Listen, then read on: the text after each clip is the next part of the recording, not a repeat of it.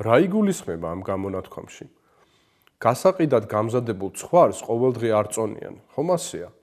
მას კარგად აჭმევენ, ზრუნავენ მის ჯანმრთელობაზე, უკეთებენ ყველაფერს, რაც სჭირდება.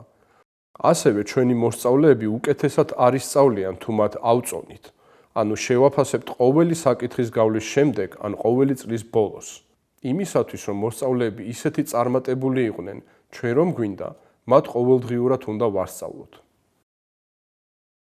Formative assessments are ongoing assessments, observations, summaries, and reviews that inform teacher instruction and provide students with daily feedback. Not only are formative assessments crucial to the teaching and learning process, but they are also equally important in a differentiated classroom, where students of all levels of readiness sit side by side. Without the use of formative assessments or checks for understanding, the teacher cannot know what each student needs to be successful. Formative assessments may also be nationwide assessments, such as the Pearls exam. They are formative because the results inform the ministry and schools the results of their teaching efforts. The results are not used to grade students, but rather to let the schools know where they need to strengthen instruction. მოხარული ვართ, რომ შემოვერთით ჩვენს დღევანდელ სემინარს. ამ მოდულის გავლის შემდეგ თქვენ როგორც სკოლის დირექტორს გეცოდინებათ განსხვავება განსაზღვრელ და განმავითარებელ შეფასებებს შორის. შეგეძლებათ უზრუნველყოთ, რომ მასწავლებლები კლასში წარმატებით და ეფექტიანად იყენებდნენ განმავითარებელ შეფასებებს. შეძლებთ წაახალისოთ მასწავლებლები გამოიყენონ განმავითარებელი შეფასებების მონაცემების სწავლების დიფერენცირებისთვის.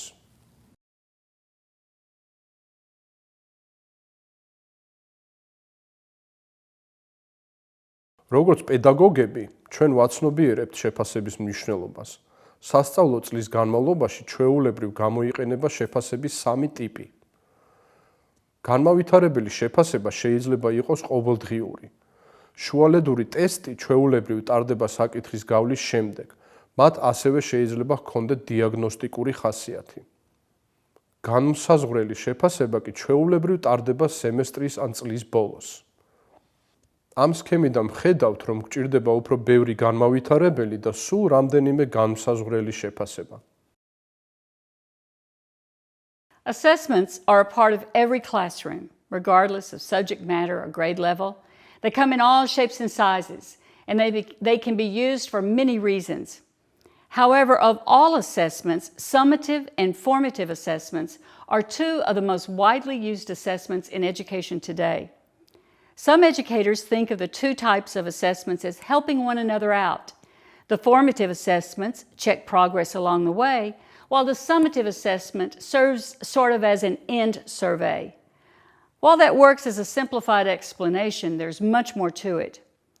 Traditionally, teachers have used assessments to measure how much their students have learned during a specific point in time. This is assessment of learning that teachers use to see if their students are meeting established learning goals. These summative assessments are conducted after a unit or a certain period, such as at the end of the school year, to determine how much learning has taken place. Summative assessments of learning are important for teachers to provide accountability, but teachers must also focus on formative assessments, assessments for learning. Formative assessments support learning during the learning process. Since formative assessments are considered part of the learning, they do not need to be graded as summative assessments, such as end-of-unit exams, for example. Rather, they serve as practice for students, the same as a meaningful homework assignment. Formative assessments check for understanding along the way and guide teacher decisions about future instruction. Formative assessments also provide feedback to students so they can improve their performance. The student's role is to strive to understand what success looks like and to use each assessment to try to understand how to do better the next time. Formative assessments help to differentiate instruction and thus improve student achievement. როდესაც წვნიანს ამზადებთ, თქვენ შეგიძლიათ შეცვალოთ მისი საკმასი. დაამატოთ რამე, კერძის ფინალური გამოცდა კი მაშინ დგება, როდესაც სტუმარი მას გემოს გაუსინჯავს. ასევე მოსწავლეებთანაც არასწორი წარმოდგენების გამოსწორება და გაუგებარი საკითხების დაზუსტება შეგვიძლია, სანამ საბოლოო შეფასებას ჩავატარებდეთ. განმავითარებელი შეფასებები შეიძლება იყოს მრავალგვარი. მარტივი ცერათითის აწევით დაწყებული, იმის საჩვენებლად გაიგეს თუ არა მოსწავლეებმა ახსნილი, უფრო ფორმალური ტესტით დამთავრებული. შეფასებას განმავითარებელს ხდის ის, თუ როგორ იყენებს მას მასწავლებელი. როდესაც მასწავლებელი შეფასებას იყენებს დასადგენად, თუ სად და როგორ უნდა შეცვალოს სწავლება, მაშინ ის განმავითარებელია. ახლა განვიხილავთ განმავითარებელი შეფასების რამდენიმე მაგალითს. ჩვენ გვინდა, რომ თქვენ, როგორც დირექტორმა, იცოდეთ რა ხდება, როდესაც თქვენ საკლასო ოთახებში ზოგ ერთი შეხედვით უცნაურ აქტივობას წააწყდებით. მოსწავლეების გაგების დონის დასადგენად შეიძლება სასაუბრო აქტივობები გამოვიყენოთ. ერთად მომუშავე წყვილების ამ მცირე ჯგუფებში დისკუსიის მოსმენა მასწავლებელს საშუალებას აძლევს სწრაფად გამოავლინოს გაგების სიძნელეები ან არასწორი გაგება, რის წყალობითაც შეუძლია დაუყოვნებლივ იმუშაოს გამოსწორებაზე. თუ მასწავლებელი ირჩევს ჯგუფური შეფასების აქტივობას, ამას ხშირი ინდივიდუალური შეფასებაც უნდა დაურთოს, რათა იცოდეს, თუ რა სჭირდება თითოეულ მოსწავლეს. საკლასო დისკუსიების დროს მასწავლებელს შეუძლია შეაფასოს, გაიგო თუ არა ამა თუ იმ მოსწავლემ გაკვეთილი. მასწავლებელს ასევე შეუძლია სთხოვოს მოსწავლეებს ერთმანეთს ინტერვიუები ჩაუტარონ, მან კი ამ დროს ოთახში იაროს და ყური დაუგდოს მათ საუბარს. შიდა და გარე წრეები ძალიან კარგი სალაპარაკო აქტივობაა მესამე, მეექვსე და უფროსი კლასის მოსწავლეებისთვის. სთხოვეთ მოსწავლეებს დასხდნენ ორ წრედ, შიდა და გარე წრეებად. მიეცით მათ მსჯელობის თემა, რომელიც ცხარე დისკუსიას გამოიწვევს. მაგალითად, რომ ბავშვები სკოლაში კვირაში მხოლოდ 4 დღეს უნდა დადიოდნენ. თემაზე მსჯელობა მხოლოდ შიდა წრის მოსწავლეებს შეუძლიათ. გარე წრის მოსწავლეები მხოლოდ უსმენენ მათ. ცოტა ხანში მასწავლებელი მოსწავლეს შიგნიდან გარე წრეში გადმოსვამს და ახლა ისიც მხოლოდ უსმენს მსჯელობას. ეს აქტივობა მოსწავლეებს ერთმანეთის ყურადღებით მოსმენას ასწავლის, ხოლო მასწავლებელს აძლევს შესაძლებლობას მოისმინოს მოსწავლეთა იდეები. იფიქრე, დაწყვილდი, გაუზიარე არის თანამშრომლობითი სწავლის სტრატეგია. მისი გამოყენებისას მოსწავლეები ერთად მუშაობენ პრობლემის გადაჭრაზე ან მოცემულ საკითხავ მასალასთან დაკავშირებულ კითხვებზე პასუხის გაცემაზე. ეს სტრატეგია მოსწავლისგან მოითხოვს ჯერ დამოუკიდებლად იფიქროს თემაზე ან პასუხი გასცეს კითხვას. შემდეგ მან და პარტნიორმა ერთმანეთს გაუზიარონ იდეები და ბოლოს თავიანთი იდეები კლასს გააცნონ. მეწყვილესთან დისკუსია მაქსიმალურად ზრდის მოსწავლის ჩართულობას, უმახვილებს მას ყურადღებას და ეხმარება საკითხავი მასალის გააზრებაში. არ არის აუცილებელი ყველა განმავითარებელ შეფასებას რთული სტრუქტურა ჰქონდეს. ისეთი მარტივი რამ, როგორიცაა ჟესტების გამოყენება, თქვა ცერათითის აწევა გაგების საჩვენებლად, ცერათითის დაბლა დაშვება, თუ საკითხი გაუგებარია და ცერათითის ჰორიზონტალურ მდგომარეობაში დაჭერა.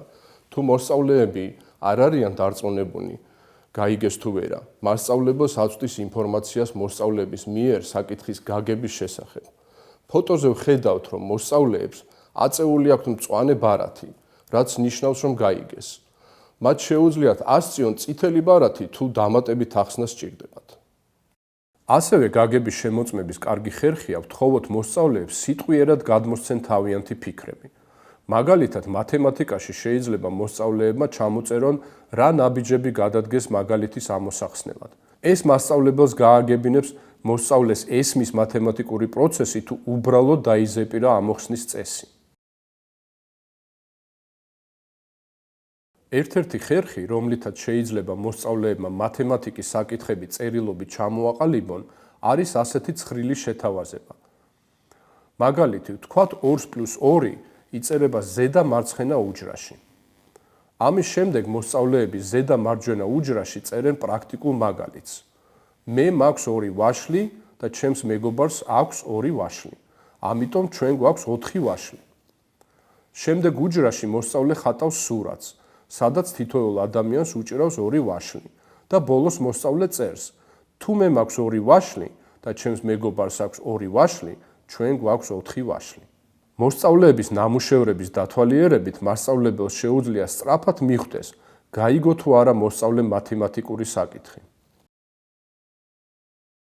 მოსწავლეებს მრავალი ხერხის გამოყენება შეუძლიათ იმის დასადგენად, ესმის თუ არა მოსწავლეს საკითხი, რომელსაც ასწავლიან. პირველი, ვიცი მინდა ვიცოდე და ვისწავლე, არის გაკვეთილის დაწყების ვიცი და მინდა ვიცოდე და გაკვეთილის დამთავრების ვისწავლე ხერხი. მეორე, 3-2-1 შეხსენება ეხმარება მოსწავლეებს სტრუქტურას შესძინონ საკუთარ რეაქციას, რაც მათში ტექსტმა, ფილმმა ან გაკვეთილმა აღძრა. მათ სთხოვენ ჩამოთვალონ 3 ინფორმაცია, რაც გაიგეს, დასვან 2 კითხვა და აღნიშნონ 1 რამ, რაც მოეწონათ. ეს მასწავლებელს აძლევს შესაძლებლობას მარტივად შეამოწმონ გაგების ხარისხი და შეაფასონ მოსწავლეების ინტერესი თემის მიმართ. მესამე, ერთ-ერთი აქტივობაა გასვლის დაშვების ფურცლები. გასვლის ფურცლები არის წერილობითი პასუხი კითხვებზე, რომელსაც მასწავლებელი დასვამს გაკვეთილის ან მეცადინეობის ბოლოს, იმის შესაფასებლად, თუ როგორ გაიგო მოსწავლემ ძირითადი საკითხები.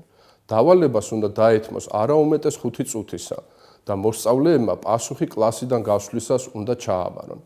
დაშვების ფურცლები ზუსტად გასვლის ფურცლების მსგავსი აქტივობაა, მაგრამ ისინი გაკვეთილამდე ან მის დასაწყისში კეთდება. თუ კითხვაზე პასუხს მიცემულზე მეტი დრო დასჭირდება, მოსწავლეებს შეიძლება სთხოვოთ დაფიქრდნენ, რამდენად კარგად აქვთ გაგებული გუშინდელი საშინაო დავალება ან წინა დღის გაკვეთილი. ყველა ეს აქტივობა მასწავლებელს აწვდის ინფორმაციას იმის შესახებ, თუ რამდენად კარგად გაიგეს მოსწავლეებმა საკითხი. ვიზუალური და კინესთეტიკური აქტივობები ზოგ მოსწავლესთან კარგ შედეგს გვაძლევს. ბევრ ბავშვს შინაარსის გასააზრებლად სჭირდება დაინახოს ის, რასაც სწავლობს. ბავშვებს, ვისაც უჭირთ მთელი დღის განმავლობაში ერთ ადგილზე ჯდომა, განსაკუთრებით მოსწონთ კინესთეტიკური აქტივობები. მაგალითად, როცა ტარდება აქტივობა 4 კუთხე, მასწავლებელი ოთახის თითო კუთხეში აკრავს თითო წარწერას: ვეთანხმები, არ ვეთანხმები, ნაწილობრივ ვეთანხმები, ნაწილობრივ არ ვეთანხმები. შემდეგ ბავშვებს განუცხადებს რამე მტკიცებით წინადადებას, მაგალითად, ბავშვებს არ უნდა მივცეთ საღამოობით მობილური ტელეფონის გამოყენების უფლება. ამის მერე ყოველი მოსწავლე მიდის იმ კუთხეში, რომელიც უკეთ გამოხატავს მის აზრს. მსგავსი აქტივობაა მათემატიკური მაგალითის გათვალსაჩინოებაც. ის უფრო პატარა მოსწავლეებისთვის არის შესაფერისი. სთხოვეთ პატარებს დადგან განტოლება 2+3 უდრის 5-ს. მოსწავლეებს შეუძლიათ დაჯგუფდნენ და ამგვარად გამოსახონ განტოლება.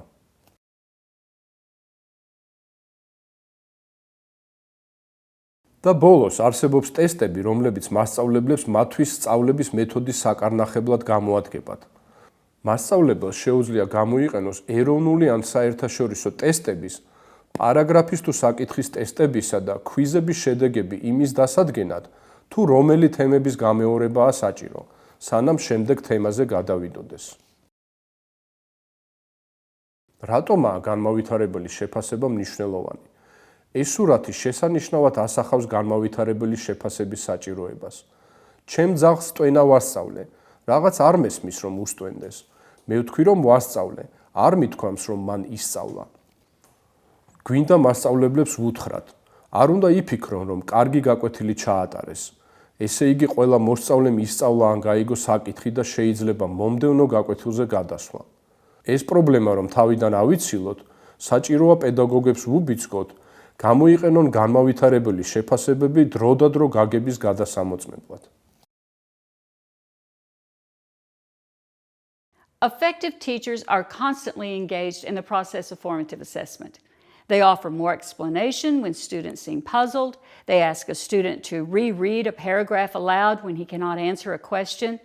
In whatever shape it takes, formative assessment reflects the teacher's desire to refine practice based on a deeper understanding of student performance, supported by the teacher's knowledge and experience. True formative assessment informs, It informs teachers, students, and families about student progress towards a learning goal. According to research that has been conducted since the 1960s, frequent, quick checks for understanding allow teachers to teach better and improve student achievement. The shift from using only standardized summative assessments to the continuous use of formative assessments is having a positive result on learning outcomes in primary students. რას სიხშირით უნდა გამოიყენოს მასწავლებელმა განმავითარებელი შეფასება? გაკვეთილის მსვლელობისას მასწავლებელმა ხშირად უნდა გადაამოწმოს, რამდენად გაიგეს მოსწავლეებმა ახსნილი მასალა. განმავითარებელ შეფასებებს ბავშვის სწავლისთვის დიდი მნიშვნელობა აქვს, რადგან ისინი მასწავლებლებს საგულისხმო მონაცემებს აწვდიან. მასწავლებლები გაკვეთილის ჩატარების დროს ამ მონაცემებს ეყრდნობიან. მათში მოცემულია სასარგებლო ინფორმაცია იმის გასაგებად თუ პირველი, როგორ ვასწავლოთ კურიკულუმი, მეორე, უკვე რა იციან მოსწავლეებმა, მესამე, რა დრო დავუთმოთ თემის სწავლებას და მეოთხე, რამდენად კარგად ვასწავლეთ საკითხი. განმავითარებელი შეფასების ჩატარება მოსწავლის საჭიროების დასაკმაყოფილებლად გადადგმული მხოლოდ ერთი ნაბიჯია. შეფასებას უნდა მოჰყვეს სწავლება, რომელიც მოსწავლის სწავლის სტილს შეესაბამება. As formative assessments become an integral part of the instructional process, teachers need to change their approach in three important ways. They must first use assessments as sources of information for both students and teachers. Secondly, follow assessments with high-quality corrective instruction. And finally, give students second chances to demonstrate success. As principal, you can ensure that teachers are using the assessments effectively.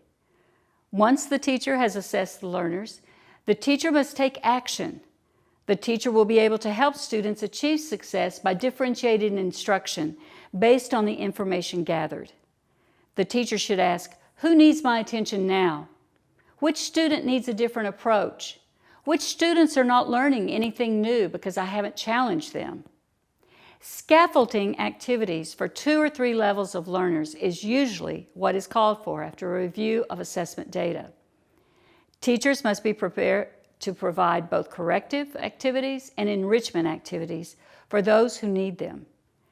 An important caveat to keep in mind, however, is that the follow-up corrective instruction designed to help students must present concepts in new ways and engage students in different learning experiences that are more appropriate for them. The teacher's challenge will be to find a new and different pathway to understanding. The best corrective activities involve a change in format, organization, or method of presentation.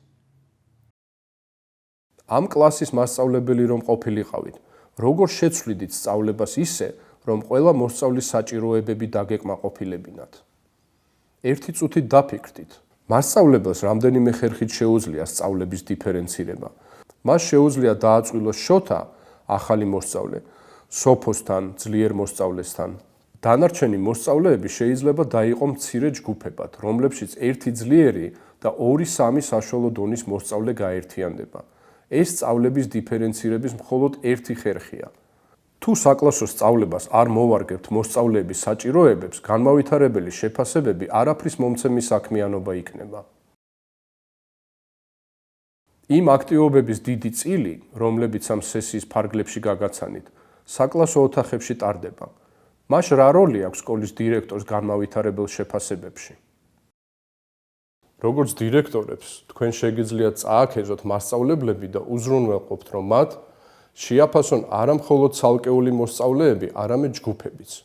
ჯგუფური აქტივობები, როგორიცაა პოსტერების გამოყენება, გაძლოთ ბევრ შესაძლებლობას, დააკვირდეთ, მოусმინოთ და კითხვები დაუსვათ მოსწავლეებს. ასეთი აქტივობები აზროვნების პროცესს თვალსაჩინოს ხდის და მასწავლებლებს აძლევს საშუალებას სწრაფად დაინახონ, სად გაჩნდა სიძნელეები. გამოიყენონ სხვადასხვა მეთოდი მიხვედრის გაგების შესამოწმებლად. ყველა მოსწავლის საჭიროებების დასაკმაყოფილებლად ჩაატარეთ ისეთი აქტივობები, რომლებიც სწავლის სხვადასხვა სტილის გამოყენების შესაძლებლობას იძლევა. ზოგიერთი მოსწავლე წაკითხვით და წერით სწავლობს. ზოგი მოსმენით, ზოგი კი კეთებით. გააცნონ მოსწავლეებს სწავლის მიზნები, წაახალისონ თვითშეფასება და თანატოლების შეფასება.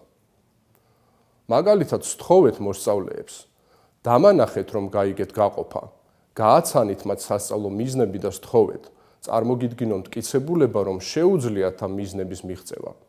როდესაც გაიჭედებიან, დაეხმარეთ, მოისაზრონ მომდევნო ნაბიჯად რა უნდა გააკეთონ. მიაწოდონ სასარგებლო და კონსტრუქციული უკავშირი. გამოიყენეთ სასარგებლო და კონსტრუქციული ზეპირი და წერილობითი კომენტარები იმისათვის, რომ დაეხმაროთ მოსწავლეებს იმის გაგებაში, თუ რის გაკეთება შეუძლიათ, რის გაკეთება უნდა შეძლოთ და როგორ შეიძლება შეამცირონ სხვაობა ამ ორ შორის. შეცვალონ სწავლების სტილი განმავითარებელი შეფასებების შედეგების შესაბამისად. განმავითარებელი შეფასებები დროის ფუჭად დაკარგვა იქნება, თუ მასწავლებელი მათ არ გამოიყენებს სწავლების მეთოდების მოსწავლეების საჭიროებებზე მოსარგებად. მოსწავლეზე ორიენტირებული კლასის მთელი არსი ზუსტად ესაა. While as principal, you may not personally administer a formative assessment. However, as the instructional leader in your school, please encourage the teachers to use formative assessments to check their students' understanding. The results of the formative assessments will inform their instruction. We will post a variety of formative assessments on our portal and on the team site, as well as a fact sheet of the frequently asked questions.